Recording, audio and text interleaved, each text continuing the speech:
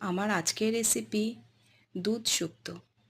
লাঞ্চের প্রথম পাতে এই রকম একটা শুক্তো সত্যিই অসাধারণ লাগবে। শুক্তোর জন্য নির্দিষ্ট কিছু শুক্তোর সবজি আমি লম্বা লম্বা করে কেটে নিয়েছিলাম। সর্ষে, পোস্ত আর কাজুর একটা পেস্ট বানিয়ে নিয়েছিলাম। কড়াইয়ে সর্ষের তেল দিয়ে বিউলির ডালের বড়িগুলো হালকা করে ভেজে তুলে নিয়েছিলাম। এরপর এক এক করে সব সবজিগুলো হালকা করে ভেজে নিয়েছিলাম। এই রান্নাটা আমি যখনই করতে যাই তখনই ধন্যবাদ দিই সেই সব মা ঠাকুমাদের, যাদের রান্নাঘরে এইসব রান্নাগুলোর জন্ম হয়েছিল।